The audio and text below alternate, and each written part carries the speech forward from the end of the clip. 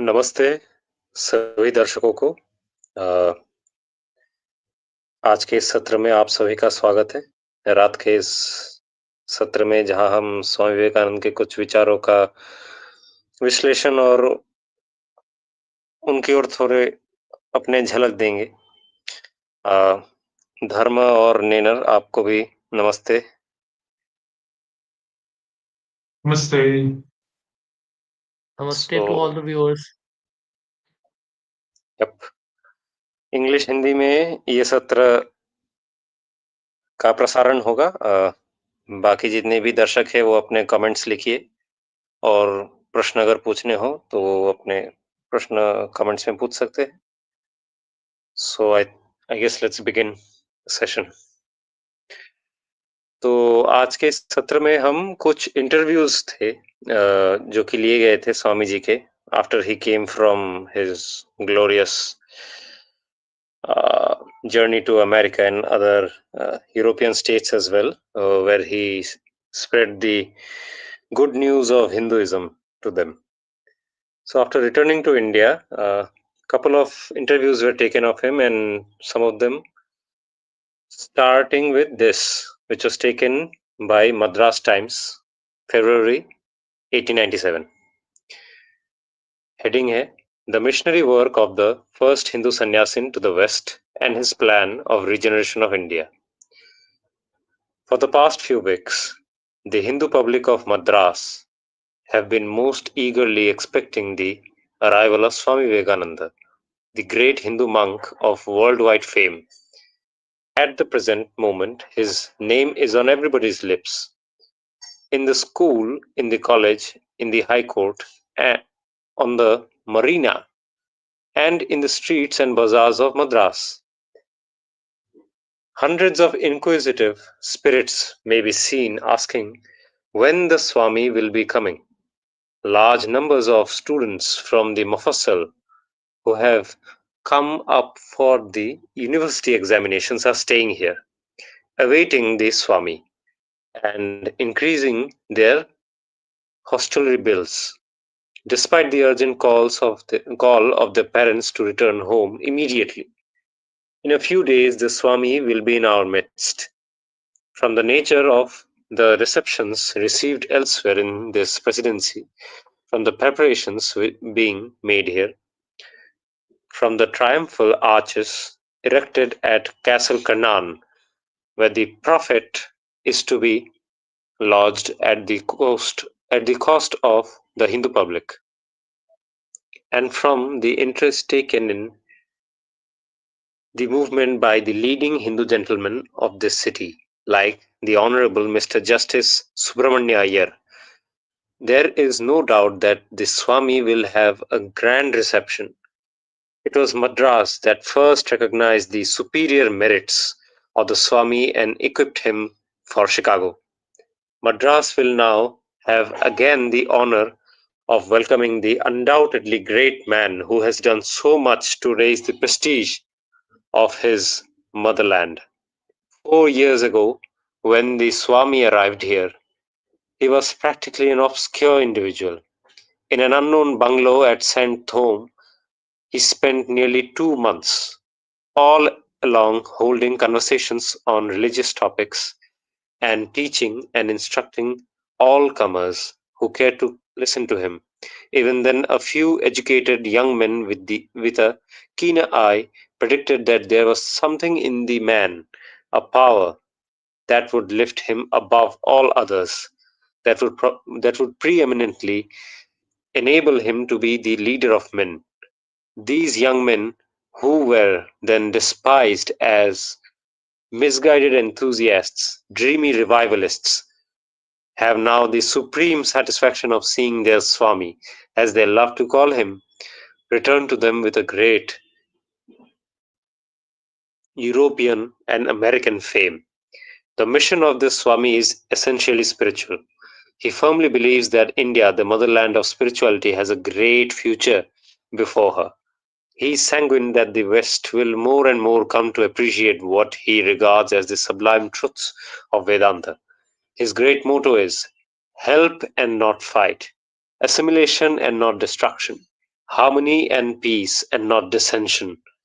Whatever difference of opinion followers of other creeds may have with him, few will venture to deny that the Swami has done yeoman's service to his country in opening eyes to the Western world to the good in the Hindu. He will always be remembered as the first Hindu sannyasin who dared to cross the sea to carry to the West the message of what he believes in as a religious peace. A representative,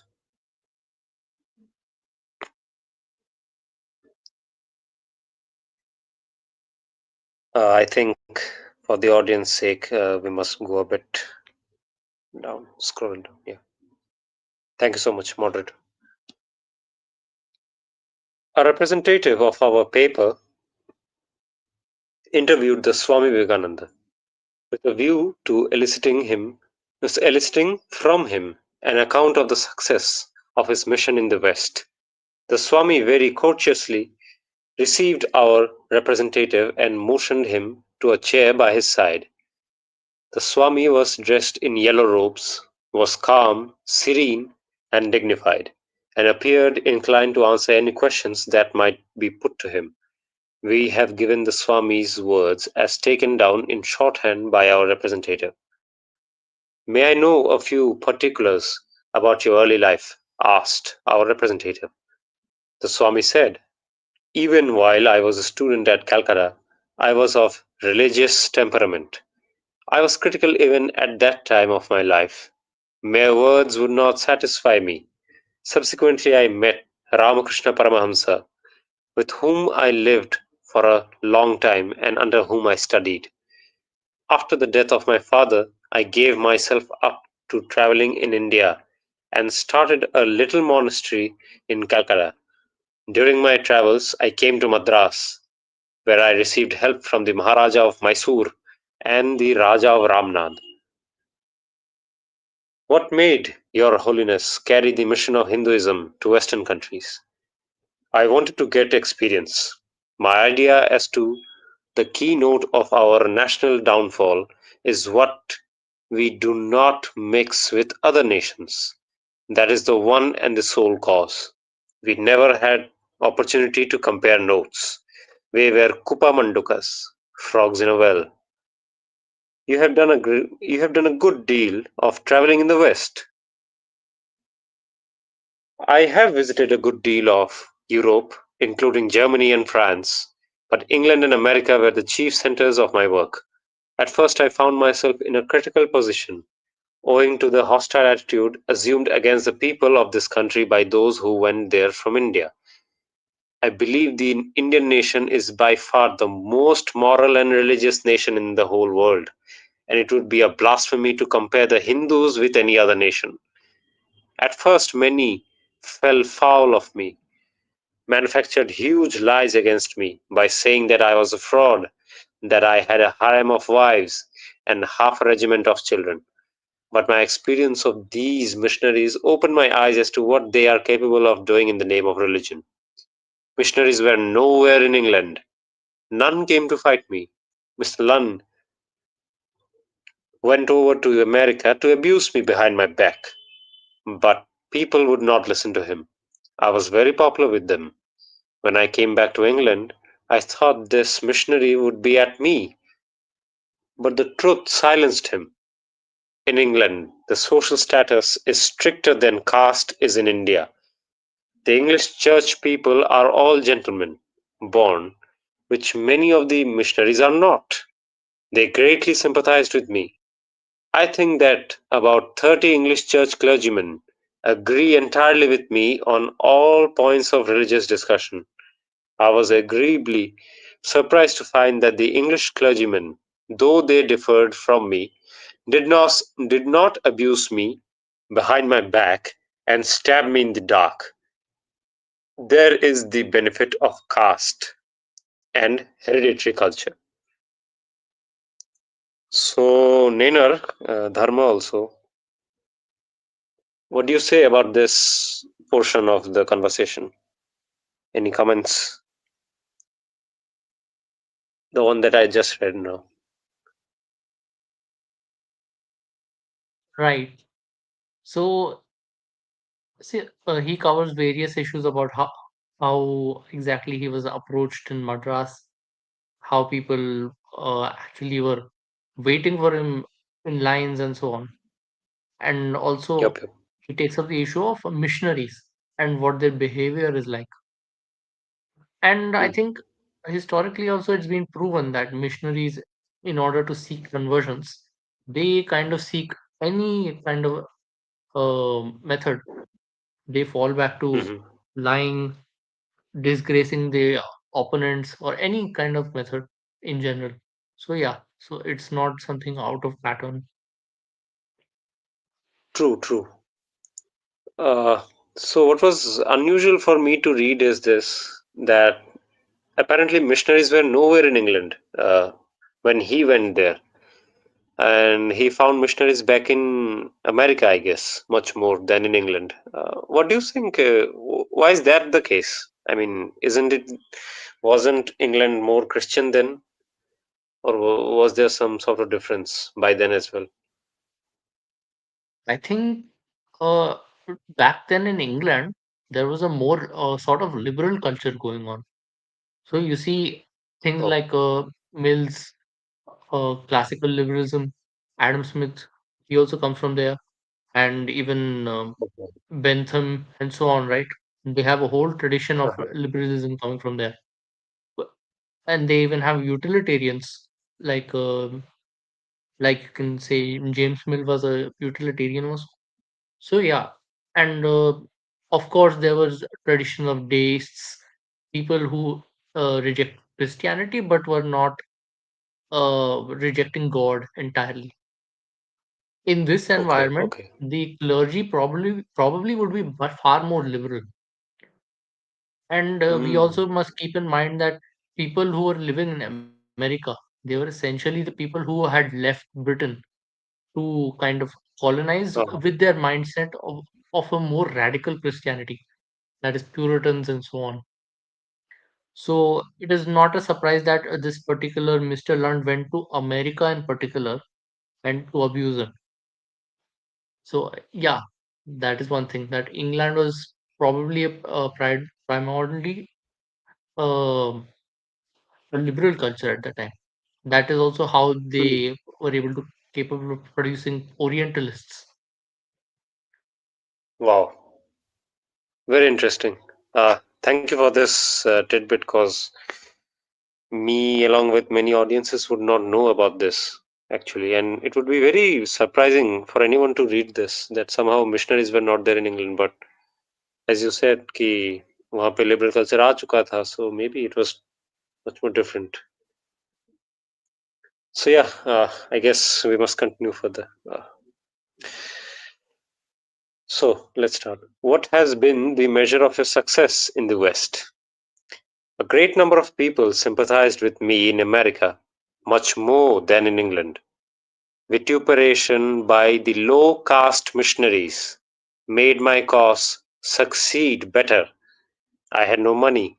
The people of India having given me my bare passage money, which was spent in a very short time, I had to live just as here on the charity of individuals. The Americans are a very hospitable people. In America, one third of the people are Christians, but the rest have no religion. That is, they do not belong to any of the sects, but amongst them are to be found the most spiritual persons. I think the work in England is sound.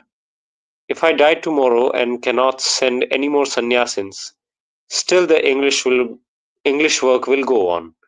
The Englishman is a very good man. He is taught from his childhood to suppress all his feelings.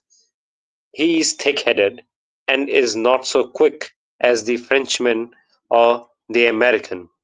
He is immensely practical. The American people are too young to understand renunciation. England has enjoyed wealth and luxury for ages. Many people there are ready for renunciation. When I first lectured in England, I had a little class of 20 or 30. It just kept going when I left.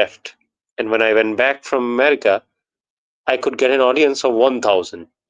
In America, I could get a much bigger one, as I spent 3 years in America and only 1 year in England.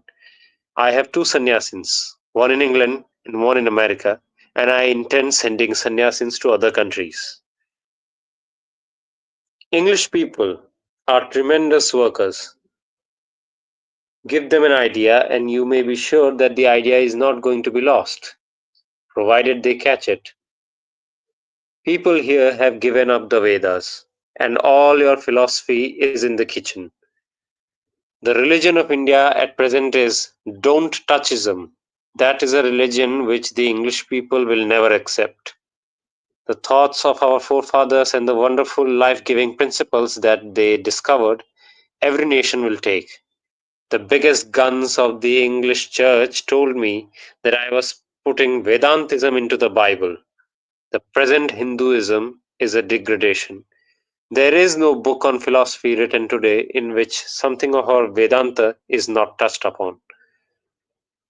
Even the works of Herbert Spencer contain it. The philosophy of the age is Advaitism. Everybody talks of it. Only in Europe they try to be original.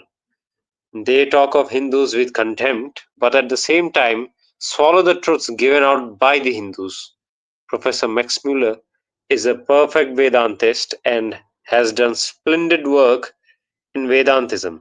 He believes in reincarnation.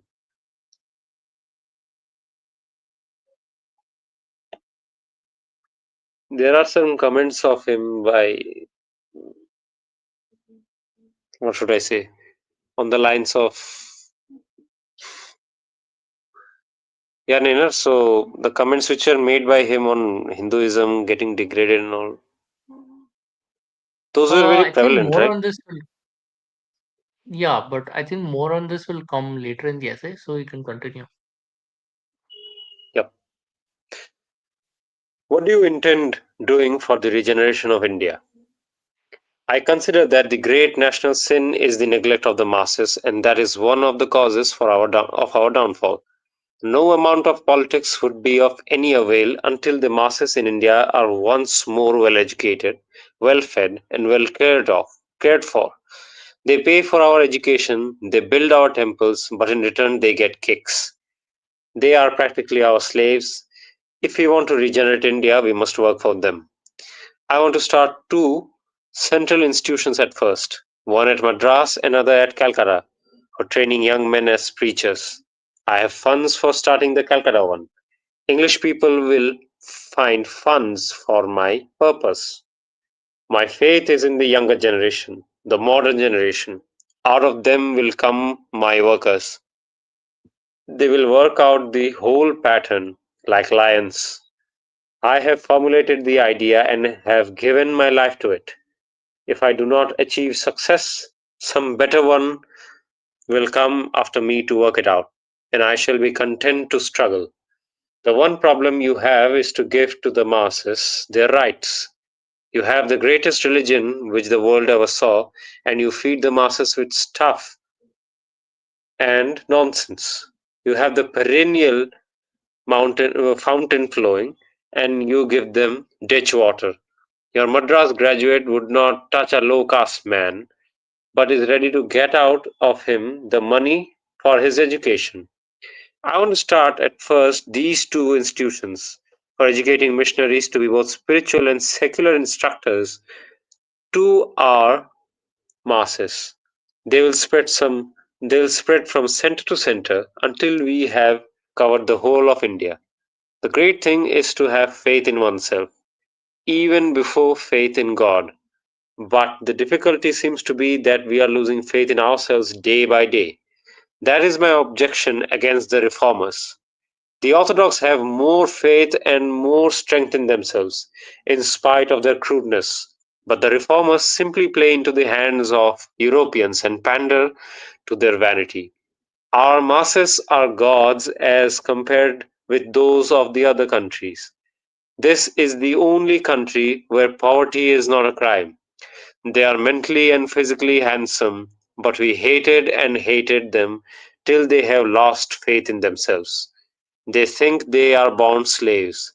Give them their rights and let them stand on their rights.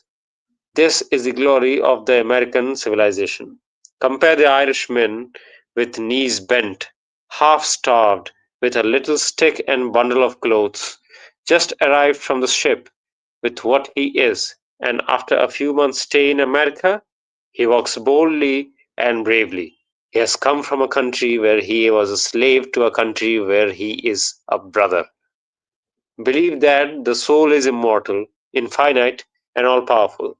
My idea of education is personal contact with the teacher, Guru Grihavasa. Without the personal life of a teacher, there would be no education. Take your universities. What have they done during the 50 years of their existence? They have not produced one original man. They are merely an examining body. The idea of the sacrifice for the common weal is not yet developed in our nation. What do you think of Mrs. Besant and Theosophy? For the audience's information, this is here Mrs. Annie Besant is being talked about. Quote, Mrs. Besant is a very good woman. I lectured at her lodge in London. I do not know personally much about her. Her knowledge of our religion is very limited. She picks up scraps here and there. She never had time to study it thoroughly. That she is one of the most sincere of women, her greatest enemy will concede. She is considered the best speaker in England. She is a sannyasini, but I do not believe in Mahatmas and Kutumis. Let her give up her connection with the Theosophical Society, stand on her own footing, and preach what she thinks right. Speaking of social reforms, the Swami expressed himself about widow marriage thus: I have yet to see a nation whose fate is determined by the number of husbands their widows get. Knowing as he did that several persons were waiting downstairs to have an interview with the Swami, our representative withdrew, thanking the Swami for the kindness with which he had consented to journalistic torture. The Swami, it may be remarked, is accompanied by Mr. and Mrs. J. H. Sevier, Mr. T. G. Harrison, a Buddhist gentleman of Colombo, and Mr. J. J. Goodwin. It appears that Mr. and Mrs. Sevier accompany the Swami with a view to settling in the Himalayas, where they intend building a residence for the Western disciples of the Swami, who may have an inclination to reside in India. For 20 years, Mr. and Mrs. Sevier had followed no particular religion, finding satisfaction in none of those that were preached. But on listening to a course of lectures by the Swami, they professed to have found a religion that satisfied their heart and intellect. Since then, they have accompanied the Swami through Switzerland, Germany, and Italy, and now to India. Mr. Goodwin, a journalist in England, became a disciple of the Swami 40 months ago when he first met him at New York. He gave up his journalism and devotes himself to attending the Swami and taking down his lectures in shorthand. He is in every sense a true disciple, saying that he hopes to be with the Swami till his death. And here ends the first interview. Niner, any comments you have?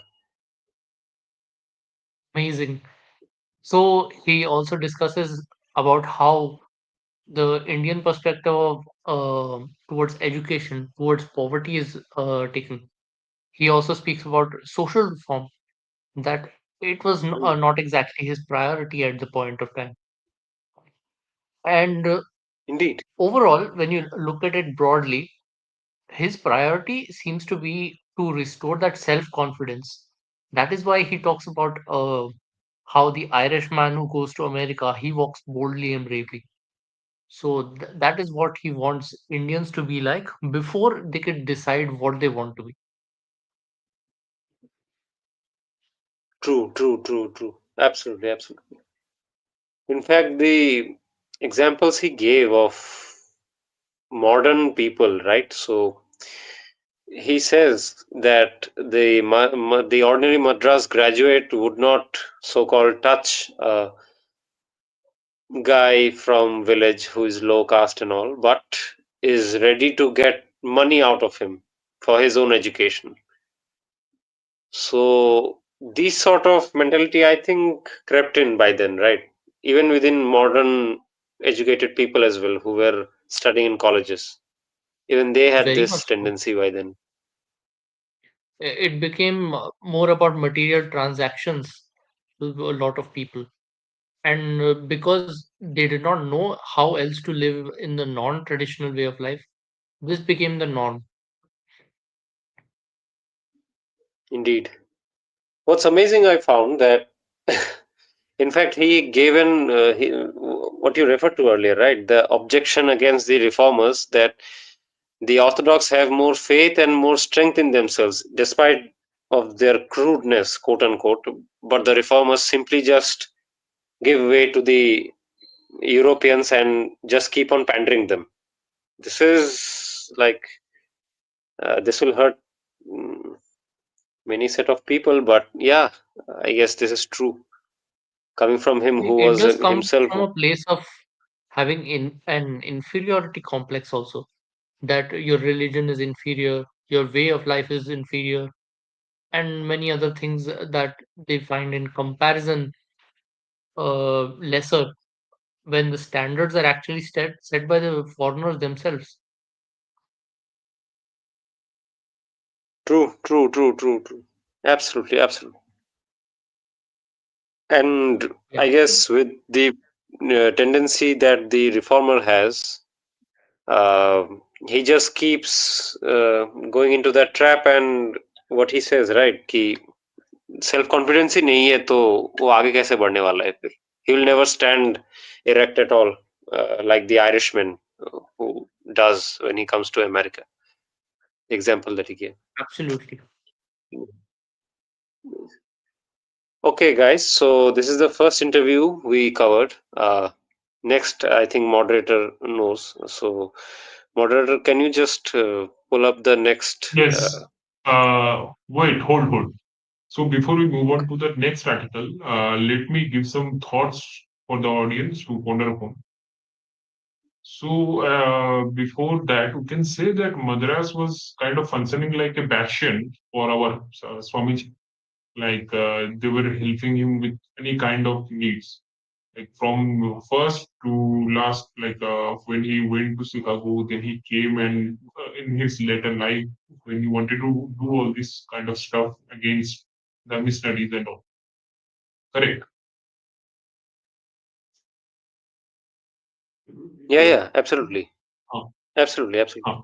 So the thing is, I want our audiences to think that why Swamiji has to or had to choose Madras as a bastion, like in the later lives for specifically. Why not Bengal? Like who were the people in Calcutta who were opposing his works, who weren't accepting? So I want our audience to think about that and let us know in the comment section. Like, what do you think of it? Yes. So Yep, let's yep, move on to the second article. absolutely.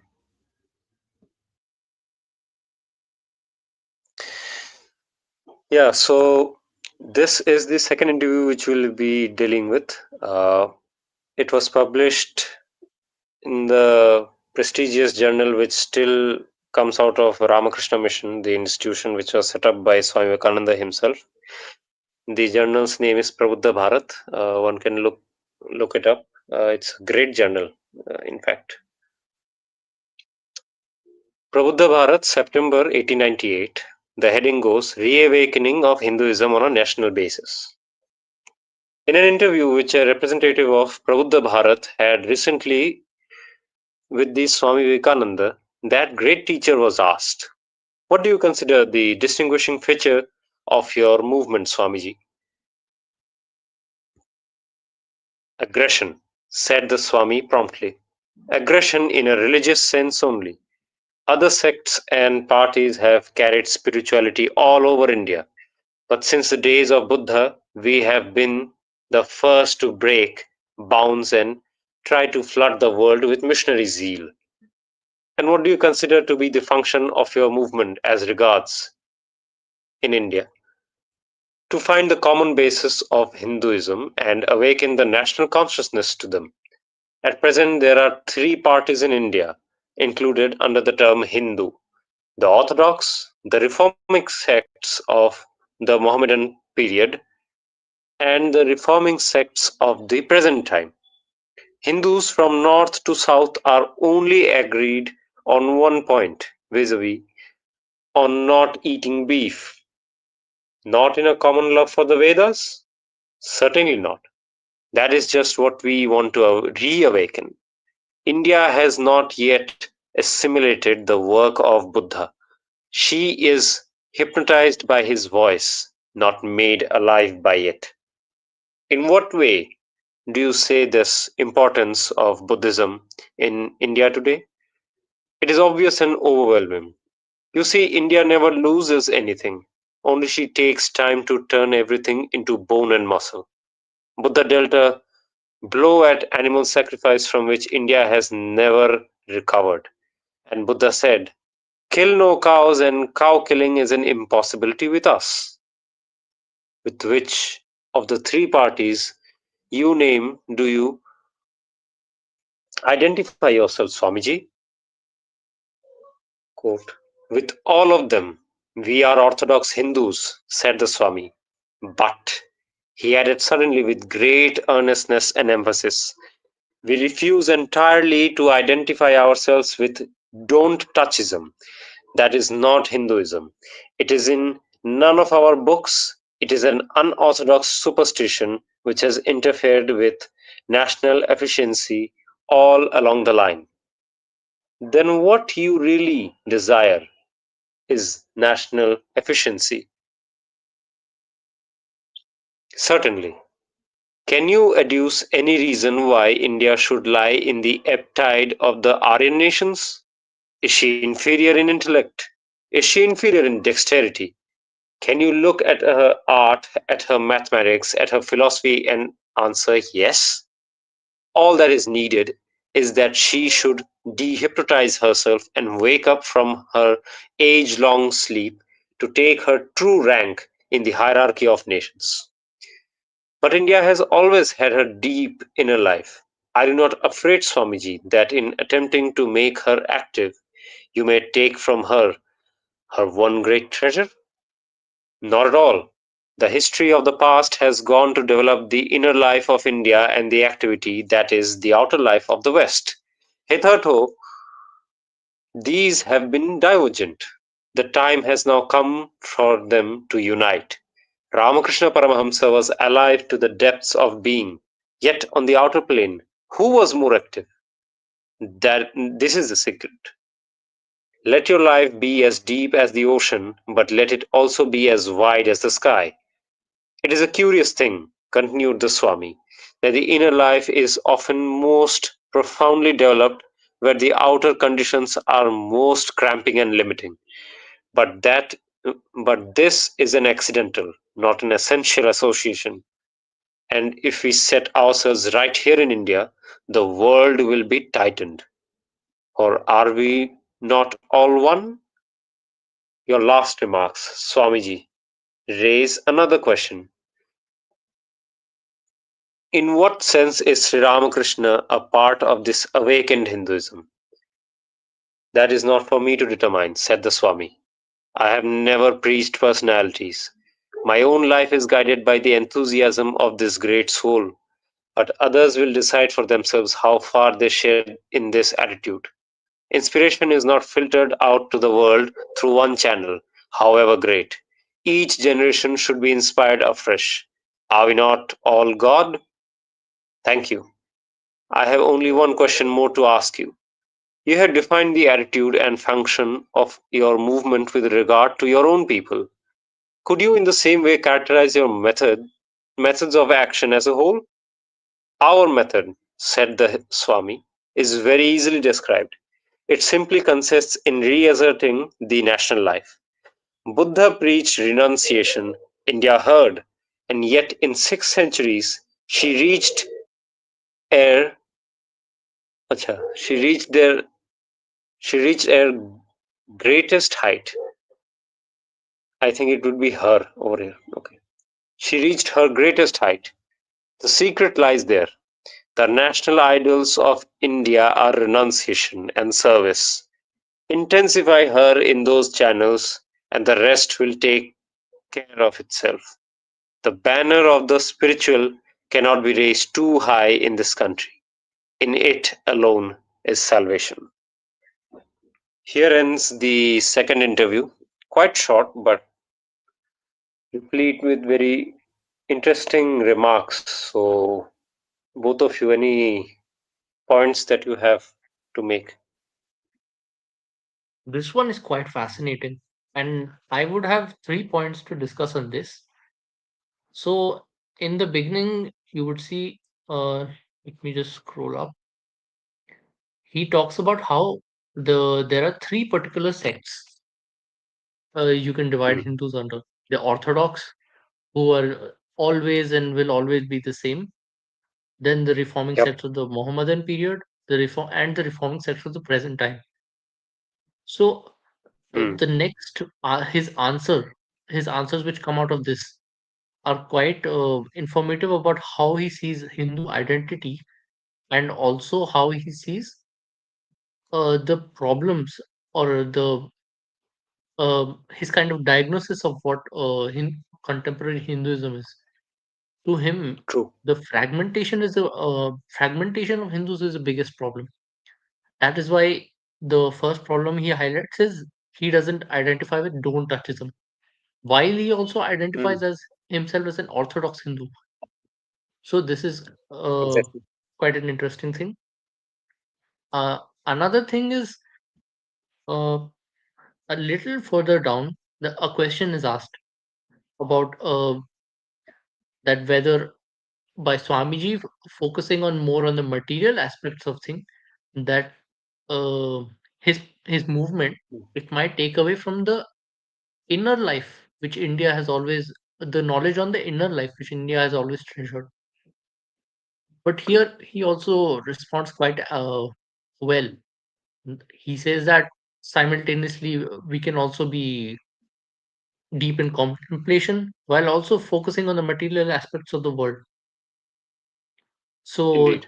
there also he gives that line, right? That let your life be as deep as the ocean, but let it also be as wide as the sky. That Yep. metaphor, I think, is the best thing he could have answered with. Finally, um, what else was there? Oh yeah, Rishi, you can On talk about your points. If I have any points, I'll continue. Yeah, so amazing. You actually hit the nail actually.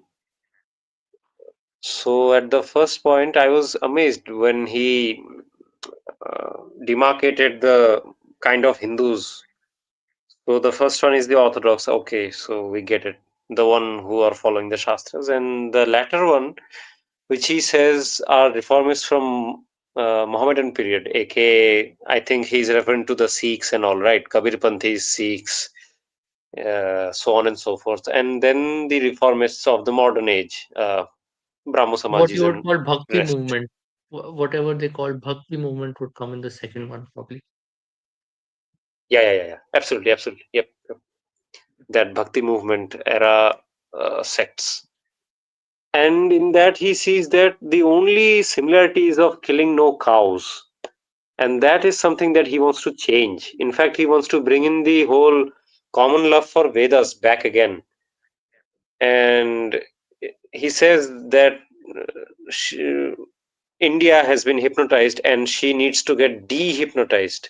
In fact, that's the whole mission that he's embarking upon. This was interesting to me that he wanted to reawaken the whole uh, allegiance to Vedas and Shastras back again amongst all the Hindus, not just one section alone. Also, Yes. there is this portion, right? So you have seen when the interviewer asked, then what you really desire is national efficiency. Uh, there Swami says your point, right? Ki, uh, why should India be like in such a degraded manner? Like, aren't people of Indian stock intellectually superior? Aren't its people like adept at dexterity? हमारे कलाओं को देखो या हमारे arts को देखो या mathematics या फिलोसफी को देखो. After that, why wouldn't you say yes, we are one of the greatest?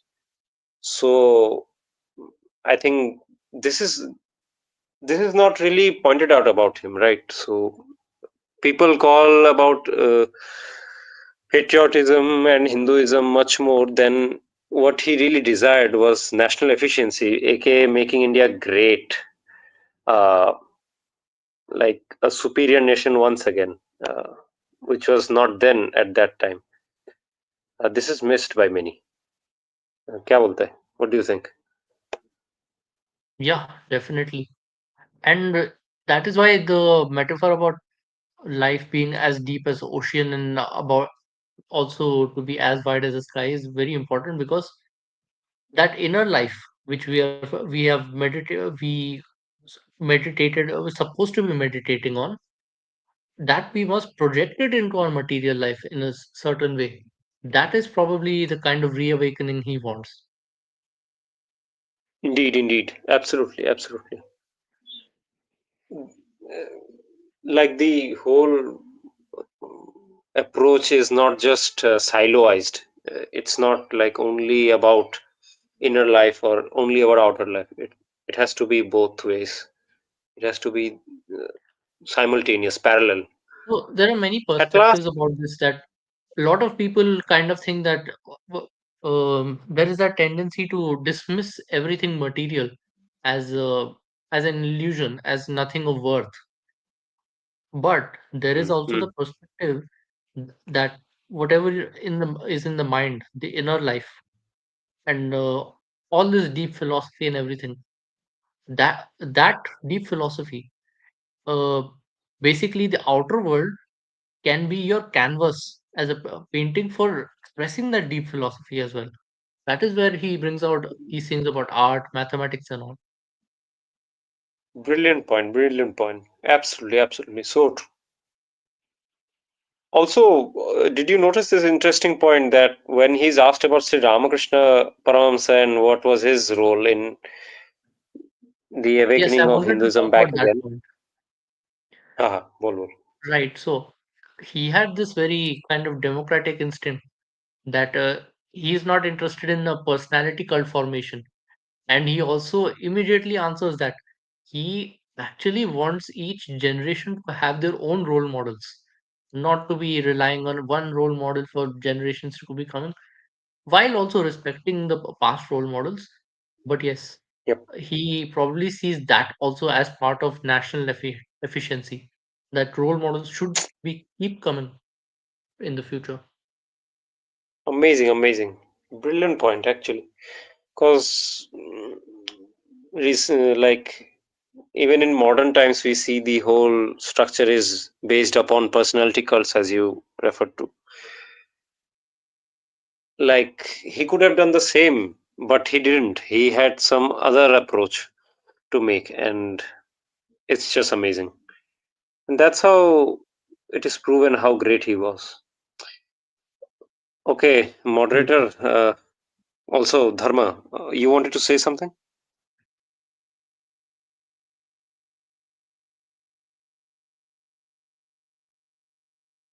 Oh, okay. So, for the audience, I guess we will discuss the last interview today. So, this was also published in Prabuddha Bharat, April 1899, just I think 2 years before his demise. And the title is On the Bounds of Hinduism. Having been directed by the editor, writes our representative to interview Swami Vivekananda on the question of converts to Hinduism. I found an opportunity one evening on the roof of a Ganga houseboat.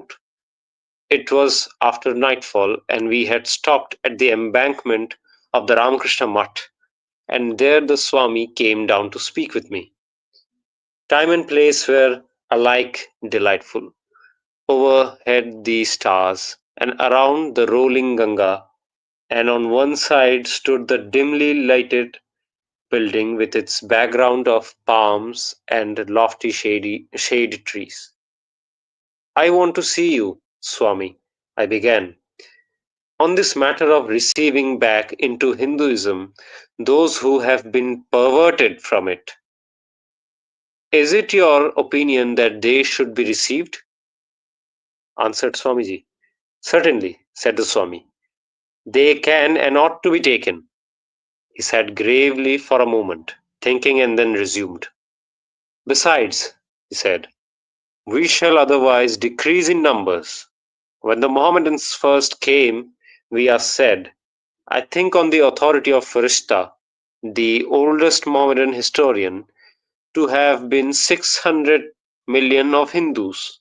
Now we are about 200 millions. And then every man going out of the Hindu pale is not only a man less, but an enemy the more. Again, the vast majority of Hindu perverts to Islam and Christianity are perverts by the sword or the descendants of these. It would be obviously unfair to subject these to disabilities of any kind. As to the case of born aliens, did you say?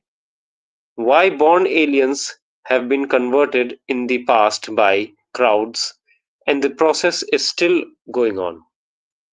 In my opinion, this statement not only applies to aboriginal tribes, to outlying nations, and to almost all our conquerors before the Mohammedan conquest, but also in the Puranas.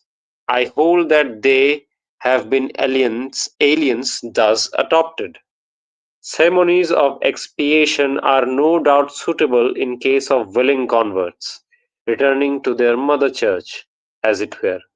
But on those who were alienated by conquest, as in Kashmir and Nepal, or on strangers wishing to join us, no penance should be imposed. But of what caste would these people be, Swamiji? I ventured to ask. They must have some, or they can never be assimilated into the great body of Hindus. Where shall we look for their rightful place? Returning converts, said the Swami quietly, will gain their own castes, of course, and new people will make theirs. You'll remember, he added, that this has already been done in the case of Vaishnavism. Converts from different castes and aliens were all able to combine under that flag and form a caste by themselves, and a very respectable one too. From Ramanuja down to Chaitanya of Bengal, all great Vaishnava teachers have done the same. And where should these new people expect to marry? I asked. Amongst themselves, as they do now, said the Swami quietly. Then as to names? I inquired. I suppose aliens and perverts who have adopted non-Hindu names should be named newly. Would you give them caste names or what? Certainly, said the Swami thoughtfully. There is a great deal in a name, and on this question he would say no more. But my next inquiry drew blood. Would you leave these newcomers, Swamiji, to choose their own form of religious belief out of many visaged Hinduism, or would you chalk out a religion for them? Can you ask that? He said. They will choose for themselves, for unless a man chooses for himself, the very spirit of Hinduism is destroyed. The essence of our faith consists simply in this freedom of the Ishta. I thought the utterance a weighty one, for the man before me has spent more years than anyone else living, I fancy, in studying the common basis of Hinduism in a scientific and sympathetic spirit. And the freedom of the Ishta is obviously a principle big enough to accommodate the world. But the talk passed to other matters. And then, with a cordial good night, this great teacher of religion lifted his lantern and went back into the monastery, while I, by the pathless paths of the Ganga, in and out amongst her crafts of many sizes, made the best of my way back to my Calcutta home. Here ends the article. So, reactions कैसा लगा? This is another masterclass for him, basically. So initially, you see how he faces it very practically about the demographic terms that there's a dramatic population decline of Hindus from, I think he said, 600 million to down to 200 Yeah. million. Yep. And apart from that, he also told kind of matter of factly that the people who were converted by the sport, they can be taken back. The, Hmm. and he after this, he also gives makes the bold claim that is not usually made by orthodox people, that Hinduism has always absorbed outsiders. He says that when he says born aliens have been converted in the past by crowds, pointing to aboriginal tribes and so on. Then Yeah. he even talks about the solutions to this whole caste problem, which the speaker brings up, the his student probably. Hmm. He talks about how Vaishnava acharyas have already worked on this. That whenever a sizable group of people convert, they are allotted new castes essentially, because it is also a sensible thing. Because say a group of people uh, enter out of nowhere, they want to have that memory of that conversion also in mind, right? That this is the lived experience of their ancestors, and by having a Indeed. new caste, the memory of that, and the memory of that they are starting and planning to uphold the tradition for generations to come, that probably lives on better than having them to assimilate into an older caste. That's quite Yeah. a And practical solution, I think. yep. And assimilation with the older caste will create problems, right? Because the other party will be um, like forced to take them in, and then strife will begin. Ki, array, how are they getting into our into identity and so on? There comes the civil Yes. war issue. Then. At the end of it, he also talks about how each of these new groups, they would essentially choose for themselves what their path would in the end look out to be. So that kind of vision would not work out if they were assimilating into another caste, because the other caste would have a Indeed. predetermined vision from the past which it was upholding, and it would not be as flexible as the new caste coming in. So yeah, the new caste being separate is actually a better solution, more what can you say, practical or The- Yeah. amicable solution, I guess, to Indeed. actually implement them. Yeah, the pluralist solution, if you can say, quote unquote. Yes, But where he says, right, ki freedom of ishta is essential for Hinduism, and that spirit should not be killed. It's true indeed. Like, you cannot force a ishta devata on someone. Like, what kind of deities are you going to worship, or what kind of rituals are you going to follow? It's like right. Well, forcing that is someone So also to an this is do. amazing point. basically Yeah, yeah. you can derive that this is the direct attack to Yeshu or Yeshuji. Yes, yes. Abrahamics in general, because there they Yep. force you Abrahamic in general. to have a particular Ishta. And Exactly. also regarding the that if we convert them, then what caste will we give? So if we go by, if we abide by our Shastra, then the people like these are given no caste basically.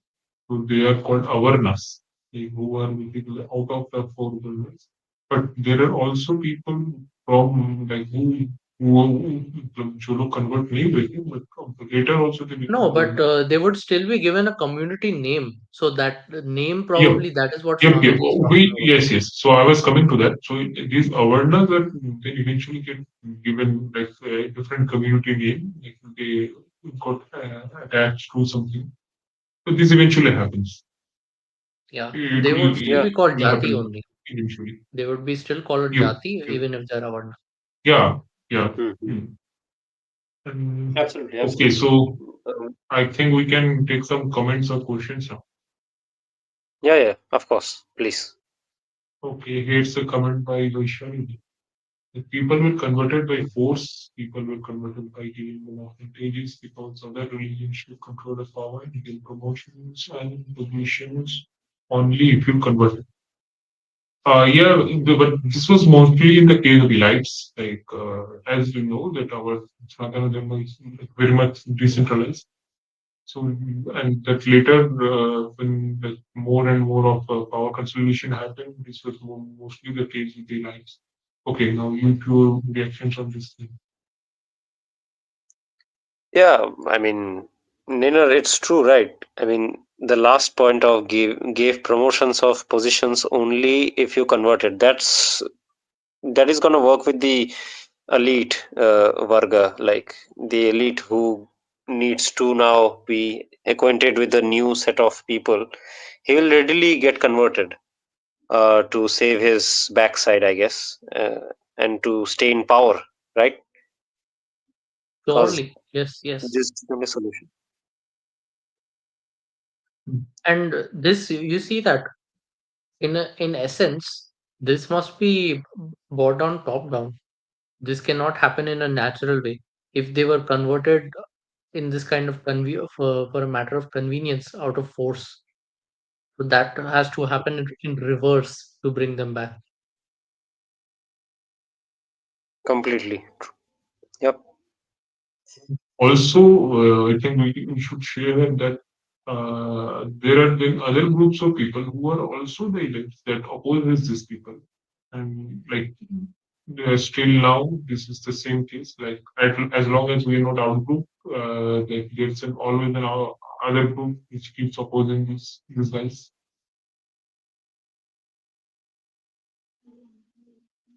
Yeah. Okay. Next, hence you need to have power in the hands of humans and make laws that at least disadvantaging them humans, not specifically favor them. Yeah, yeah, exactly. That to just what he said right now. Like the other Yeah. group, if they hold on to power, if they come to power, then the power balance will flip, then things will go much more smoothly. Indeed. I mean, the prescription given over here is actually going to help us more. Like, we do not need give outs or handouts. We just need freedom. And that freedom will just sprout us.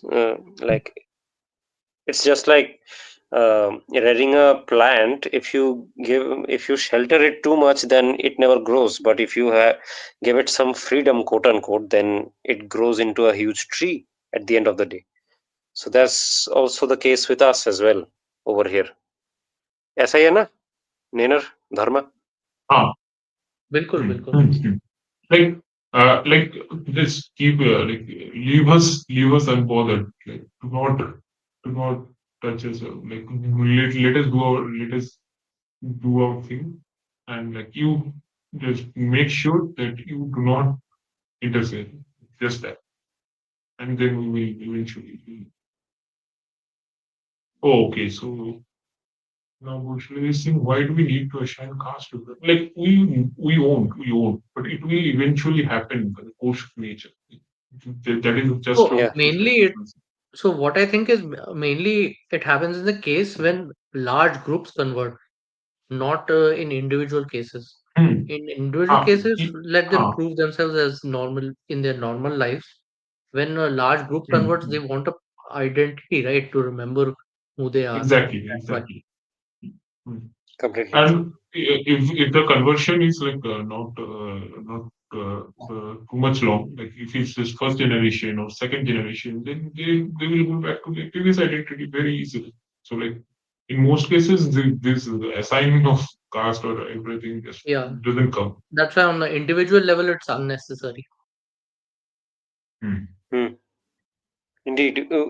Okay. Any recent discussions on घर वापसी and all always gets bogged down by this whole अरे caste क्या दे उसे individual case में तो we should not be even bothering about it हाँ even Yes. जैसे आप लोगों ने बोला कि कम्युनिटीज जब हो रही है let them make the new caste क्या है they will make a new caste and they Or will be or if able they to were keep previously memories converted and they had a caste, like maybe their grandfather or earlier, then they get that same caste. That will be easy for them. हाँ Hmm. another set of that caste only same caste if the earlier ones do not like do not want to get integrated or something like there are such issues right कि कभी कभी होता है ना कि Right, right. Convert करना They चाहते change हैं their way of life previous also. members हाँ so they will just Okay. become a new set So. of caste होने दो Hmm. Hmm. कोई बात नहीं करने दो absolutely true Okay, so Vaishali, you have other two others comment, but we won't take those comments now. Like otherwise, the topic will get diverted. We'll leave it here only.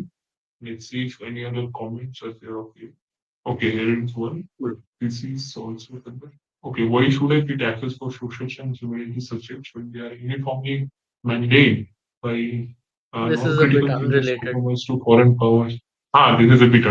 We should. I think we can discuss it in later audience interactions streams, or we can discuss this in Vijita stream, where Vijita actually discusses all this, like his current lecture series on Indian polity, which is basically these things only. yeah So I think over we can there we can discuss it discuss there. this issue. Yeah, Yes. we have taken note of this question, and Vashalidhi we will discuss it later on.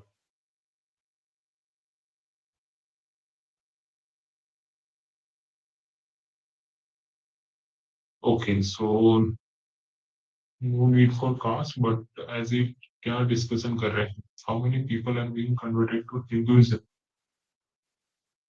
We are talking about. अच्छा. Uh, you have to deal with this thing. I mean, like as long as Yeah, academia keeps before it surfacing happens this. in the mass level, yeah, before it happens Hmm, on the mass level, this kind of discussion needs to happen. हाँ yes. क्योंकि जब होगा तब you cannot create a solution. पहले से बना के रखो that would be far better. On the Hmm. spot क्या बना I लेंगे? mean, and you would have unbothered by it if only it would have not been used as a like in like a nuke against Hinduism in the academic level and the political surface level. But like Mm-hmm. all of that thing just roam around this thing only. So we need to deal with it, unfortunately. Yeah, and it gives a whole set of identity, right? बिना identity के Hmm. I don't Hmm. know how much you can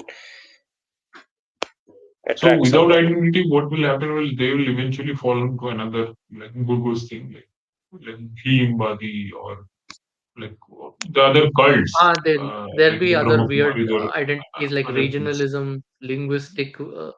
regionalism, and all that. That is unnecessary and unwanted. Yes. Yeah. We have the time and tested jati, so yeah, completely true. Hmm. Okay, any other comments Okay. then? So No, no, I think no other that's all. comments other than Goshavi's comments. So I think we can end it here if there is no further comment. Okay, so let's end it here. There are no comments. Okay, she is talking Uh, about the we caste issue. Oh no. We have answered every comment of her. हाँ हाँ So हाँ yeah, Rishi, go on. इस Like topic do the ending outro. Yeah. So, this stream of today and the interviews that we got to analyze and react upon, uh, हर किसी के लिए important है कि इसको ध्यान से पढ़े, इसको ध्यान से समझे, क्योंकि this was a man who, as Desai Deepak recently in a debate called patron saint of nationalism, huh? And not just that, he had a vision for India which was not क्या कहते uh, it was not about bringing us down to some sort of navel gazing attitude or anything. It was for us to become magnificent, or Zinner is saying, one of his lines, deep as the ocean and wide as the sky. ऐसा attitude लाना था हम में, Exactly. Indians में. Mhm.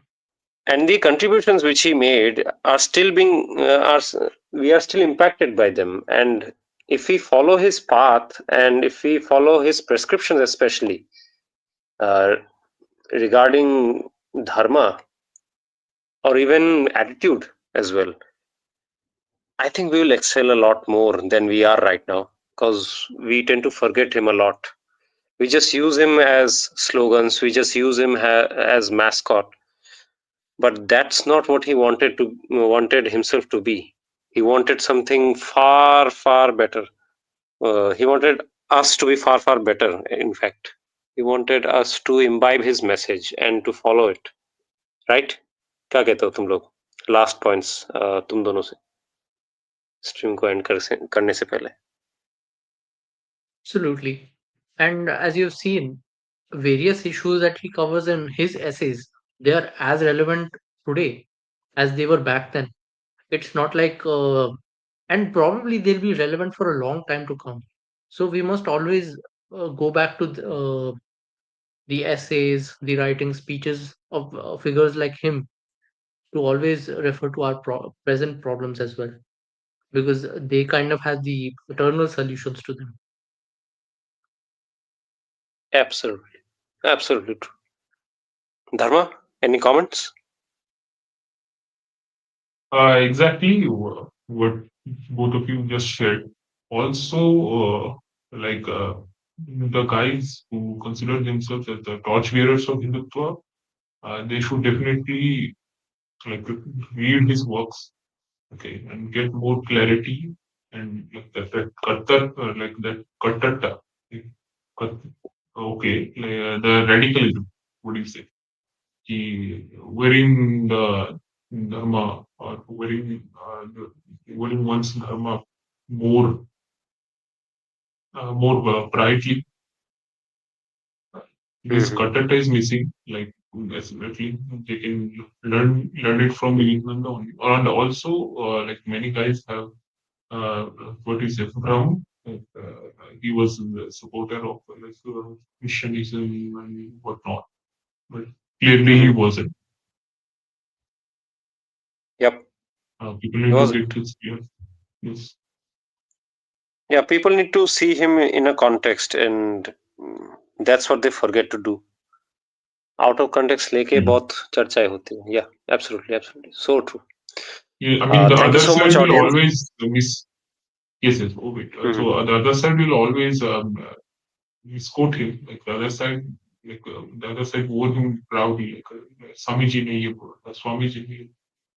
But what they do, what they does is basically misquote him, out of context and all, and use him as what they should based of them. So yeah, Hmm. so read him. I mean, but like grab him to our side. Yeah, that would be much more cool. Yep, yep, yep. He has become the metaphorical stick for everyone to beat each other out. That should not be the case. Okay, so So wait, yeah, so someone's telling us to suggest Swami Vivekananda's book. So Rishi, go ahead. okay. Uh, as far as books are concerned, you can all go and look up his collected volumes, collected works of Swami Vivekananda. I think it comes in 9 volumes. All of you can 9 volume. refer to that. Yeah, so those are free. Internet में कहीं भी मिल जाएगा, या फिर अगर खरीदना भी हो, it's cheap. Now it's cheap. Also, some new editions have come of his letters as well. Some letters which were not published earlier, those too have come out.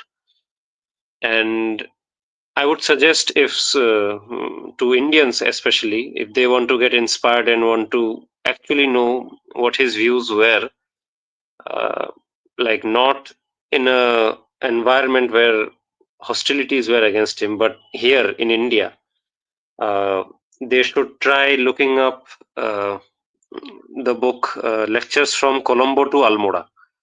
Those are by far the best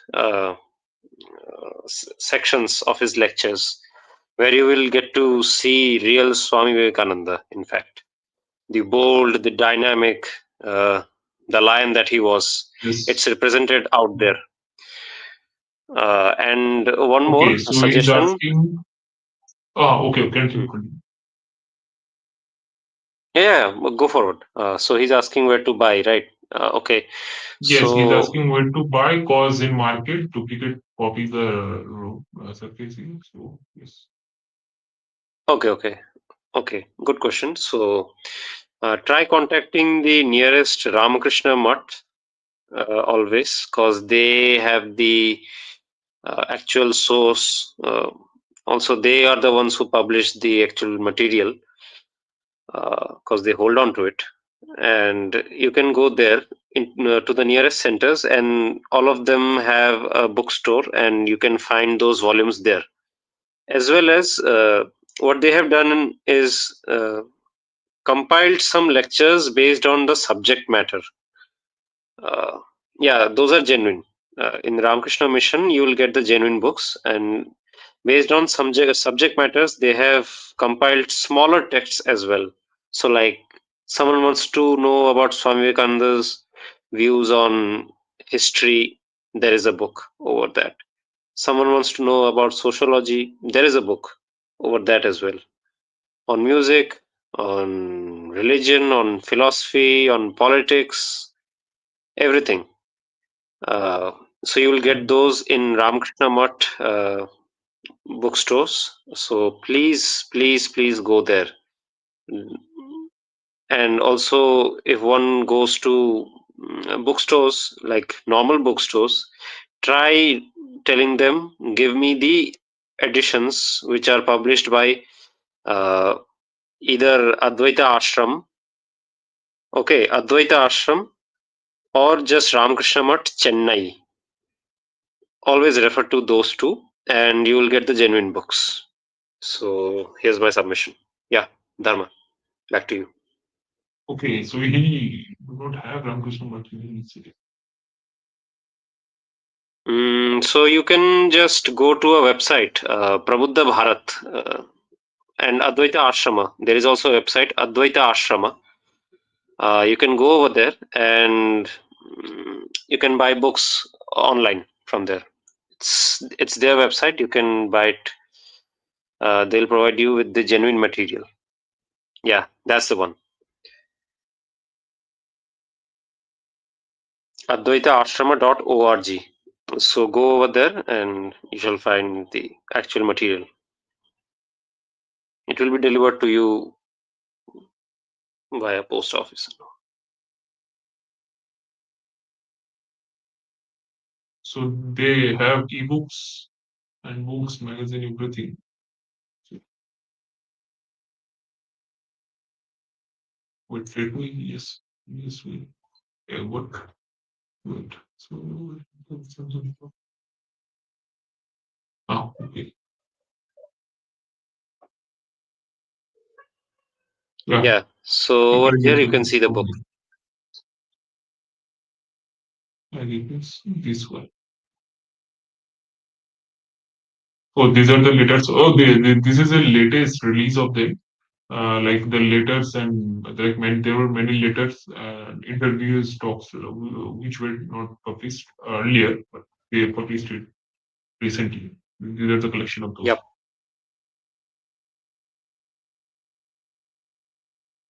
Okay, so Vikash ji, I hope your query has been satisfied with our answer. So now I think we can end the stream now. Yeah. Yeah, So obviously. Shubhrastri, सभी को जय Shri Ram Vande Mataram. Yeah, we'll meet on in our Yes, next stream. Jai Shri Ram.